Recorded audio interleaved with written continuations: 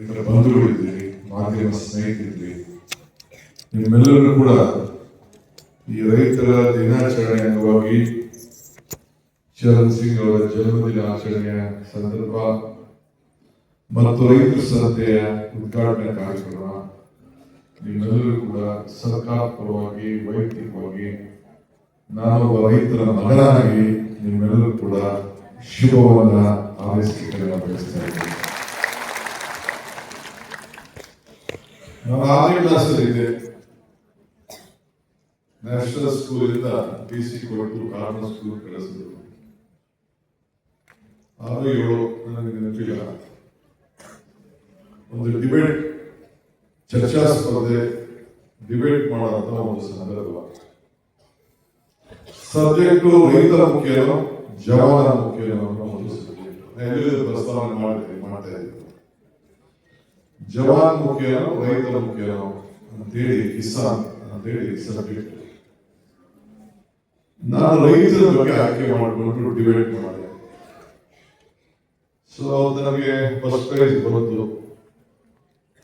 So ನನ್ನೇ ಆಯ್ಕೆ ಮಾಡಿ ರೈತರ ಬಗ್ಗೆ ಕೃಷಿ ಬಗ್ಗೆ ಮಾತಾಡೋದಕ್ಕೆ ಕಿಸಾನ್ ಬಗ್ಗೆ ಮಾತಾಡೋದಕ್ಕೆ ನನಗೆ ಅವತ್ತು ನನ್ನ ಸ್ಕೂಲ್ನಲ್ಲಿ ಫಸ್ಟ್ ಪ್ರೈಸ್ ಬಂತು.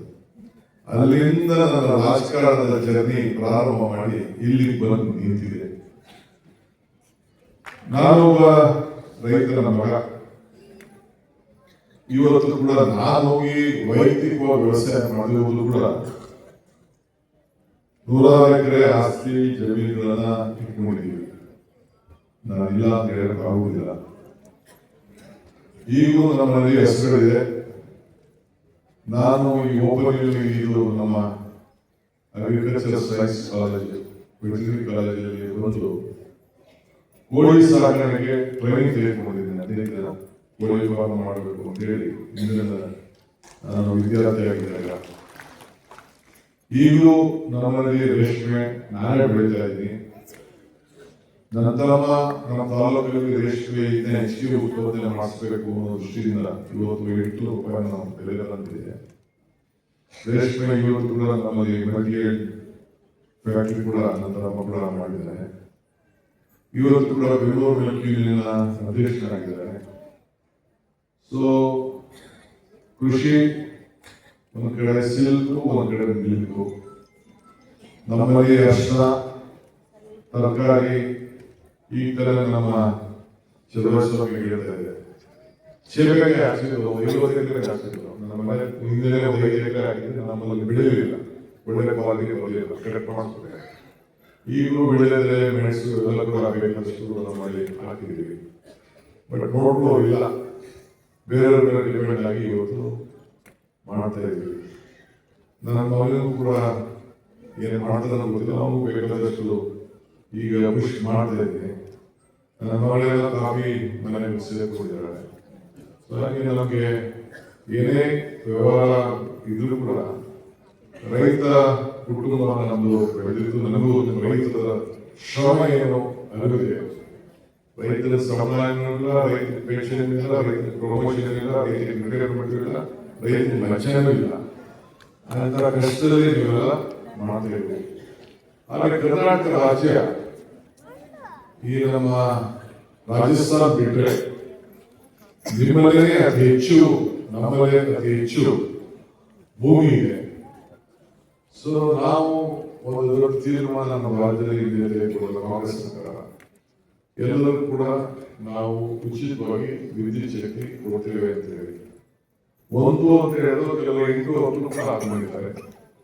20,000 ಕೋಟಿ ರೂಪಾಯಿ ಸರ್ಕಾರ ರೈತರ ಬದುಕಿಗೋಸ್ಕರ ಇವತ್ತು ನಾವು ನಮ್ಮ ಸರ್ಕಾರ ಸಬ್ಸಿಡಿ ಕೊಡ್ತಾ ಇದ್ದೀವಿ. ಮೊನ್ನೆ ಅಸೆಂಬ್ಲಿಯಲ್ಲಿ ನಮ್ಮ ಯೋಗೇಶ್ವರ ಮತ್ತು ಕೆಲವರೆಲ್ಲ ಸೇರಿ ಒಂದು ಯೋಚನೆ ಹಾಕಿದ್ರು. ಈ ಕೆರೆ ತುಂಬಿಸುವಂತ ಒಂದು ಯೋಜನೆ. ಆ ಯೋಜನೆಗೆ ಈಗಾಗಲೇ ಸುಮಾರು 3,000 ಕೋಟಿ ರೂಪಾಯಿ ಪವರ್ ಬಿಲ್ ಕಟ್ಟಬೇಕು. ಪವರ್ ಇಲಾಖೆಯನ್ನು ಮಾಡ್ತಾ ಇದ್ದಾರೆ. ಯಾಕೆ ಕಟ್ಟಬೇಕು ಅದಕ್ಕೆ? ಹಿಂದೆ ಒಂದು ಕಾಲದಲ್ಲಿ ವಾಟರ್ ಅಂತ ಕಲೆಕ್ಟ್ ಮಾಡ್ತಾ ಇದ್ರು. ರೈತರು ಏನೋ 1 ರೂಪಾಯಿ 2 ರೂಪಾಯಿ ಎಕರೆಗೆ ಕಟ್ತಾ ಇದ್ರು. ನಿಂತೋಯ್ತು. ಈಗ ಅದನ್ನ ಉಳಿಸ್ಕೊಡ್ಬೇಕು. ಬಹಳ ಜನ ರೈತರು ನಾವು ದುಡ್ಡು ಕಟ್ಬಿಡ್ತೀವಿ, ದಯವಿಟ್ಟು ನಮಗೆ ಕಟ್ ಮಾಡಕ್ ಹೋಗ್ಬೇಡಿ. ಅದು ರೈತರಿಗೆ ಪವರ್ ಯಾರು ಸಪ್ಲೈ ಮಾಡ್ತಾರೆ ಅವ್ರಿಗೆ ದುಡ್ಡು ಕೊಡಲಿಲ್ಲ ಅಂತಂದ್ರೆ ಅವ್ರಿಗೆ 15% ಇಂಟ್ರೆಸ್ಟ್ ಕೊಡಬೇಕಾಗ್ತದೆ. ಅದು ಅವ್ರಿಗೂ ಬಹಳ ಹಿಂಸೆ ಇದೆ. ಇರಿಗೇಷನ್ ಸೆಕ್ರೆಟರಿ, ಪವರ್ ಸೆಕ್ರೆಟರಿ ಇಬ್ಬರು ಒಂದೇ ಇದ್ದಾರೆ. ಆದ್ರೂ ಕೂಡ ನನ್ನ ಬದುಕು ಬಹಳ ಕಷ್ಟನ ಅನುಭವಿಸು. ಈಗ ಬೆಳಗಾವಿ ಇದರ ಬಗ್ಗೆ ಚರ್ಚೆ ಮಾಡಬೇಕು ಅಂತ ಹೇಳಿ ಪ್ರಯತ್ನ ಮಾಡಿದ್ರು. ಅದು ಟೈಮ್ ಅದರ ಬಗ್ಗೆ ಚರ್ಚೆಗೆ ಅಸೆಂಬ್ಲಿಯಲ್ಲಿ ಮೂವ್ ಆಗುತ್ತೆ. ಅಸೆಂಬ್ಲಿಗೆ ಬಂದಿತ್ತು, ಕೆಲವರು ಕಾಲಿನ ಇದಕ್ಕೆ ಹಾಕಿದ್ರು. 69 ಚರ್ಚೆ ಆಗಬೇಕು ಅಂತ ಹೇಳಿ ಒಂದು ಅರ್ಧ ಗಂಟೆ ಒಂದು ದಿನ ಚರ್ಚೆ ಮಾಡಬೇಕು ಅಂತ ನಡೆದಿತ್ತು. ನಾನು ಯಾಕೆ ಹೇಳ್ತಾ ಇದ್ದೀನಿ ಅಂದ್ರೆ ಅನೇಕ ಸಂಕಟಗಳು, ಅನೇಕ ಸಂಕಟಗಳು ಈ ರೈತರಿಗೆ ಬರ್ತಾ ಇರ್ತದೆ. ನಾವು ಚಾಲೆಂಜಿಂಗ್ ಆಗಿ ತೆಗೆದುಕೊಂಡು ಈ ಸಂದರ್ಭದಲ್ಲಿ ಬಗೆಹರಿಸುವಂತ ಕೆಲಸ ಇವತ್ತು ನಾವೆಲ್ಲ ಸೇರಿ ಮಾಡಬೇಕಾಗಿದೆ. ಇವತ್ತು ಬೆಂಗಳೂರು ಸುತ್ತಮುತ್ತಲಿರುವಂತಹ ಕೋಲಾರ ಇರ್ಬೋದು, ಚಿಕ್ಕಬಳ್ಳಾಪುರ ಇರ್ಬೋದು, ದೇವನಹಳ್ಳಿ, ಮಾಗಡಿ ಸುತ್ತಮುತ್ತಲು ತರಕಾರಿ, ನಮ್ಮ ಬೆಂಗಳೂರು ದಕ್ಷಿಣದಲ್ಲಿದೆ ತರಕಾರಿ, ರೇಷ್ಮೆ, ಹಾಲು, ಹೂವು, ಇವೆಲ್ಲ ಕೂಡ ಬಹಳ ಚೆನ್ನಾಗಿ ಉತ್ಪಾದನೆ ಮಾಡ್ತಾ ಇದ್ದೀವಿ. ನಾನು ಏರ್ಪೋರ್ಟ್ ನಮ್ಮ ಸಿಇಒ ಅವರೆಲ್ಲ ಬಂದಿರಲಿಲ್ಲ ನಾನು ಭೇಟಿ ಮಾಡಕ್ಕೆ. 50 ಫ್ಲೈಟ್ ಬರೀ ಹಣ್ಣು ಹೂವಲ್ಲಿ ಹೊರಗಡೆಗೆ ಎಕ್ಸ್ಪೋರ್ಟ್ ಆಗ್ತದೆ. ಅದು ಬೆಂಗಳೂರಿನಿಂದ. ಯಾರು ಮಾಡ್ತಾ ಇದ್ದಾರೆ? ಅದನ್ನು ತಯಾರು ಮಾಡ್ತಾ ಇರೋದು ನೀವೇ ಅಂತ. ಈಗ ನಾನು ಚಲುವಸ್ವಾಮಿ ವೈಸ್ ಚಾನ್ಸಲರ್ ಹಣವೇ ಕೊಟ್ಟರು ನನಗೆ. ಕೆಲವರು ವಿವಿಧ ರೀತಿ ತರಕಾರಿ ತೋರಿಸಿದ್ರು, ತುಪ್ಪ ತೋರಿಸ್ತಾ ಇದ್ರು, ಎಲ್ಲ ತೋರಿಸ್ತಾ ಇದ್ರು ನನಗೆ. ಕಡಿಮೆ ಮಶ್ರೂಮ್ನ 50 ರೂಪಾಯಿ ಒಂದು ಪ್ಯಾಕ್ ಅಂತ ಹೇಳಿದ್ರು. ಅದೇ ಪ್ಯಾಕೆಟ್ ನಾನು ಯಾವುದೋ ಹೊರಗಡೆ ಎಲ್ಲ ಒಂದ್ಸತಿ ಯಾವುದೋ ಒಂದು ಶಾಪ್ ಹೋಗಿ ನನ್ನ ಅಂಗಡಿಯಲ್ಲಿ ನಂದು ಮಾಲಲ್ಲಿ ಹೋಗಿ ಕೇಳ್ತಿದ್ದೆ. ಅದೇ 250-300 ರೂಪಾಯಿ ಹೇಳ್ತಾ ಇದ್ರು, ಅದೇ ಸೈಜ್ ಪ್ಯಾಕೆಟ್. ಅಂದ್ರೆ ರೈತ ಬೆಳೆಯುತ್ತೂ ಇವತ್ತೇನು ಈ ಸಂತೆ ಇಲ್ಲಿ ನಡೀತಾ ಇದೆ, ಇಲ್ಲಿಗೂ ಅಲ್ಲಿಗೂ ಕೈ ಬದಲಾವಣೆ ಆಗೋಷ್ಟಕ್ಕೆ 5ರಷ್ಟು ಮಾರ್ಕೆಟಿಂಗ್ ಪ್ರೈಸ್ ಜಾಸ್ತಿ ಆಗ್ತಾ ಇದೆ.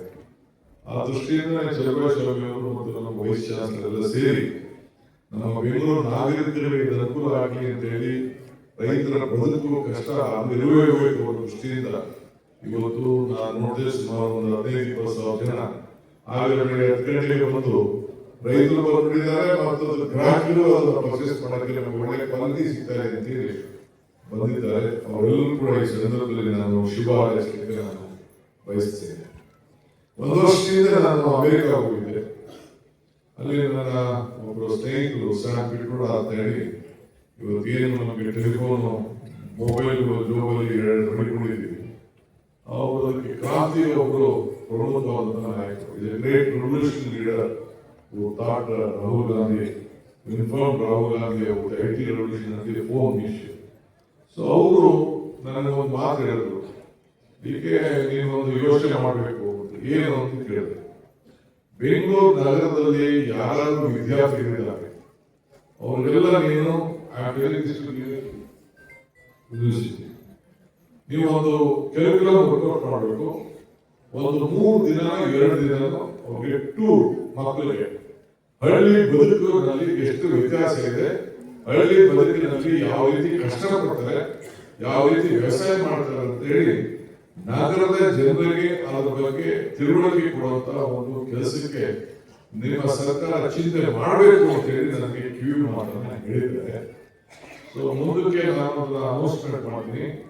ನಾನು ನಮ್ಮ ವೈಸ್ ಚಾನ್ಸಲರ್ ಅವರಿಗೆ, ನಮ್ಮ ಅಗ್ರಿಕಲ್ಚರ್ ಮಿನಿಸ್ಟರ್ಗೆ ರಿಕ್ವೆಸ್ಟ್ ಮಾಡ್ತೀನಿ, ನೀವೆಲ್ಲ ಕೂತ್ಕೊಂಡು ಒಂದು ಚರ್ಚೆ ಮಾಡಿ ಇಲ್ಲಿ ಹೋಗಿ ಒಂದು ಟೀಮ್ನ ಒಂದು ಎಷ್ಟು ಬೆಂಗಳೂರು ನಗರದಲ್ಲಿ ಟೌನ್ಗಳಲ್ಲಿ ಶಾಲೆಗಳಿದೆ ಹೋಗಿ ಹಳ್ಳಿಯಲ್ಲಿ ಹೋಗಿ 2 ದಿನ ಅಲ್ಲೇ ಹೋಗ್ಕೊಂಡು ವ್ಯವಸಾಯ ನೋಡ್ಕೋಬೇಕು. ಅವರ ಬದುಕಿನಲ್ಲಿ ಎಷ್ಟು ಕಷ್ಟ ಇದೆ, ಸಗಣಿ ತಗಲಾಕ ಇರ್ಬೋದು, ಕೊಟ್ಟಿಗೆ ಕಟ್ಟದಿರ್ಬೋದು, ಕುರಿ ಸಾಗಣೆ ಇರ್ಬೋದು, ಮಂದಿ ಸಾಗಣೆ ಇರ್ಬೋದು, ಇಲ್ಲ ಅಂತಂದ್ರೆ ಅಕ್ಕಿ ಇರ್ಬೋದು, ಇದು ಭತ್ತ ಇರ್ಬೋದು, ರಾಗಿ ಇರ್ಬೋದು, ತರಕಾರಿ ಇರ್ಬೋದು, ಇವೆಲ್ಲ ಕೂಡ ಎಷ್ಟು ಶ್ರಮ ಇದೆ, ಅದನ್ನ ಏನು ಪ್ರಯತ್ನ ಮಾಡ್ತಾರೆ ಅವರ ಬದುಕು ಅಂತ ಹೇಳಿ ನಮ್ಮ ನಗರದ ಜನರು ಕೂಡ ಅದನ್ನ ಅಳವಡಿಕೆ ಮಾಡುವಂತ ಒಂದು ತಿಳುವಳಿಕೆ ಮಾಡುವಂತ ಕೆಲಸಕ್ಕೆ ನಾವು ಕೈ ಹಾಕಬೇಕಾಗಿದೆ. ಅದಕ್ಕೆ ಒಂದು ಕೆಲವನ್ನ ನೀವು ರೆಡಿ ಮಾಡಿ ಸೊ ನಾನು ಹಳ್ಳಿಗಳಲ್ಲಿ ಹೋಗಿ ಎಲ್ಲಾದ್ರೂ ಒಂದ್ ಕಡೆ ಎಲ್ಲಿ ತೆಗಿಬೇಕು ಎಲ್ಲಿ ಮಾಡಬೇಕು ಯಾವ ರೀತಿ ನೋಡ್ಕೊಳ್ಬೇಕು ಅಂತ ಹೇಳಿ